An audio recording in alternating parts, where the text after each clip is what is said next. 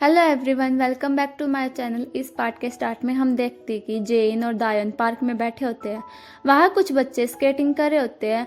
वो कहते हैं चलो स्केटिंग करते हुए दोनों स्केटिंग करते हैं। तभी दायन की मॉम की कॉल आती है। वो उससे जेन के बारे में पूछती है, पर दायन बात पलट देती है और कॉल कट कर देती है। जेन कहता है क्या वो हमसे मिलना चाहती है।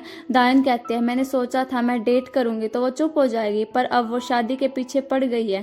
जेन कहता है मुझे मिलने में कोई दिक्कत नहीं है। तो वो कहती है तो तुम मुझसे शादी करोगे। जेन ये सुनकर हैरान हो जाता है। तभी दायन हंसने लगती है और कहती है मुझे पता है हम कभी शादी नहीं कर सकते। फिर शाम को जेन बैठा होता है और दायन की बात याद कर रहा होता है। तभी उसके पास अटर्नी पार्क आता है।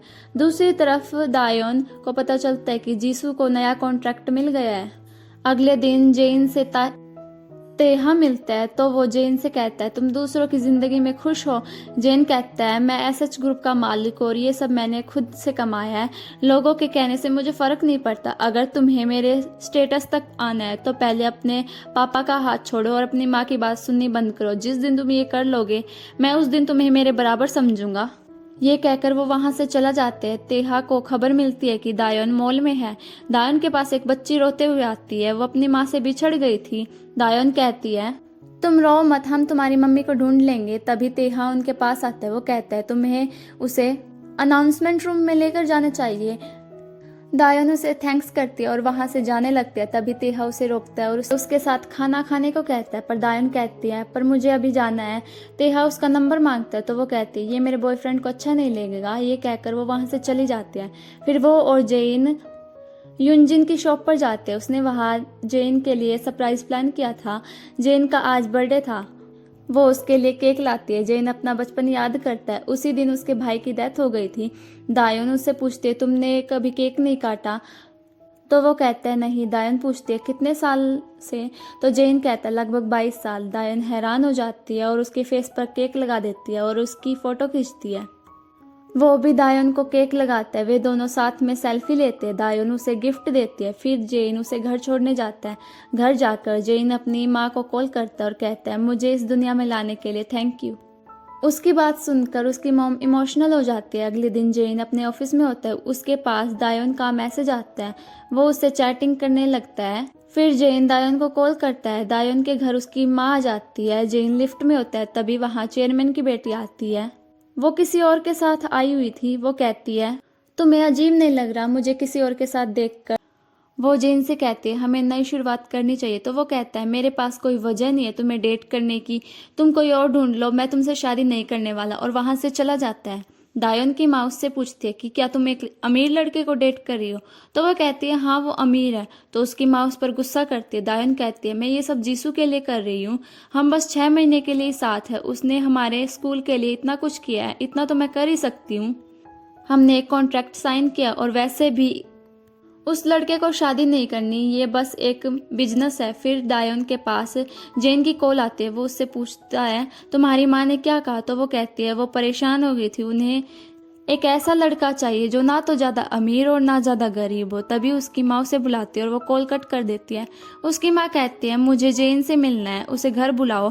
पर दायन उन्हें समझाती है कि अब बस हम 2 महीने के लिए साथ है। फिर दायन की माँ चली जाती है। जब वो घर आती है तो वो देखती है कि घर के बाहर जेन आया है। वो कहती है तुम यहाँ क्या कर रहे हो। तो वो कहता है मैं तुम्हारी माँ से मिलने आया था। तो वो कहती है मैंने उन्हें क्लियर कर दिया है कि ये सिर्फ एक बिजनेस है, हम शादी नहीं करेंगे। उन्होंने कहा अगर हम शादी भी कर ले तो 2 महीने में हमारा डिवोर्स हो जाएगा। जेन कहता है मैं डिवोर्स के लिए शादी नहीं करने वाला। फिर वे दोनों वॉक करते हैं। अगले दिन जेन कांग को अपने कैबिन में बुलाता है और उसे अपनी माँ का दिया हुआ डेटा देता है और कहता है इसमें क्या है बताओ। कांग कहता है आप मुझ पर इतना भरोसा करते हैं। जेन कहता है इसलिए आप डिसाइड कर लो कि आपको मेरे साथ रहना है या दादाजी के साथ। कांग कहता है आपके साथ सर। फिर जेन दायन से मिलने उसके स्कूल जाता है। दायन जिस क्लास में पढ़ा रही थी वो उसी क्लास में चला जाता है। दायन उसे देखकर हैरान हो जाती है। वो वहीं बैठ जाता है। बच्चों की छुट्टी होने के बाद जेन क्लास के बाहर दायन का इंतजार कर रहा था। तभी कुछ बच्चे जेन के पास आते हैं। एक बच्चा कहता है क्या आप टीचर के बॉयफ्रेंड हो। तभी वहाँ दायन आ जाती है। जेन कहता है हाँ मैं इसका बॉयफ्रेंड हूँ। वो जेन को गुस्से में देखती है। फिर जेन उससे पूछता है तुम गुस्से में क्यों हो? तो वो कहती है अब स्कूल में सबको पता चल जाएगा और अब से तुम होटल में ही मिलना और मैं सबको तुम्हारे बारे में बता दूंगी। तो जेन कहता है तो करो, रिपोर्टर्स को भी अच्छा लगेगा, उनके लिए तो अच्छी बात होगी। फिर दोनों प्लेग्राउंड में बैठे होते हैं। जेन कहता है यहाँ कितनी शांति है। तो दायन कहती है ऐसा इसलिए क्योंकि बच्चे चले गए। जेन कहता है ये जगह रेस्टोरेंट के लिए अच्छी रहेगी। ये सुनकर वो कहती है सोचना भी मत, ये जगह बोर्ड ऑफ एजुकेशन की है। फिर जेन उसे घर छोड़ने जाता है। वो कहता है तुमने सही से गेट लॉक नहीं किया था क्या? वो देखती है तो दरवाज़ा खुला होता है। दायोन डर जाते और कहते हैं मैंने किया था। वे दोनों घर के अंदर जाते हैं तो सारा सामान बिखरा हुआ था। वो कहती है लगता है यहाँ चोर आया था। जेन उसे अपने घर लेकर जाता है। वो कहता है ये मेरा घर सेफ है, तुम्हें कोई परेशानी नहीं होगी। जेन फोन पर अटर्नी को बताता है कि दायोन के घर पर चोरी हुई और ज़्यादा सामान चोरी नहीं हुआ। अजीब बात यह है कि चोर ने कोई सामान नहीं चुराया, पुलिस वहां आई थी। जेन नाइट सूट लेकर दायोन के पास जाता है और वो कहता है तुम ये पहन लो, ये मेरा है इसलिए तुम्हारे लिए बड़ा होगा पर इन कपड़ों से आराम मिलेगा। जेन कहता है तुम सो जाओ मुझे काम है और वो जाकर अपने ऑफिस का काम करने लगता है। पर दायोन को नींद नहीं आ रही थी। फिर वो किचन में जाती है और फ्रिज खोलती है।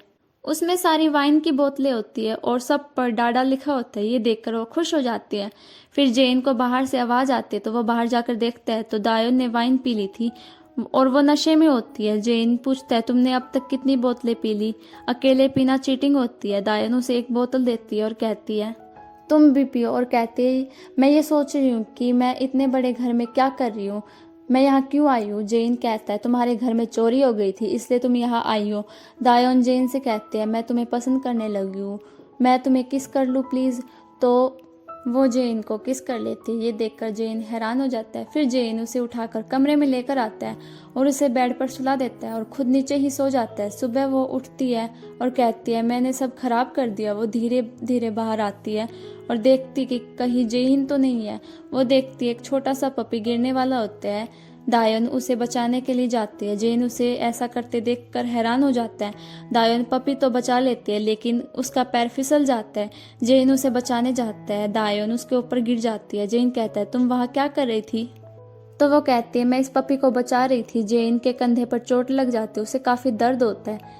तेहा अपने पापा से मिलने जाता है और उन्हें बताता है कि इस वक्त एसएच मॉल के शेयर्स की कीमत काफ़ी ऊपर जा रही है। गिरने की वजह से दायन को भी चोट लग गई थी। वो कहती है तुम्हारे कंधे के इलाज के लिए हमें हॉस्पिटल जाना चाहिए, लेकिन जेन उसे बैठा देता है और उसकी चोट पर दवा लगाने लगता है और वहां से चला जाता है। दायन बॉक्स को रखती है, तभी उसे वहां एक फ्रेम मिलता है। वो देखती है कि उसमें एक लड़का और एक औरत होती है। वो फोटो जेन और उसकी मॉम की थी। दायोन जेन के पास जाती है, उसे अपनी शर्ट के बटन बंद करने में प्रॉब्लम हो रही थी तो दायोन उसके शर्ट के बटन बंद कर देती है। जेन उसे अपनी टाई देता है तो वो कहती है मुझे ये बनानी नहीं आती और तुम्हें ये अच्छा भी नहीं लगेगा, पर वो टाई पहना देती है और यहीं पे ये पार्ट खत्म हो जाता है। मिलते हैं नेक्स्ट पार्ट में, तब तक के लिए बाय बाय।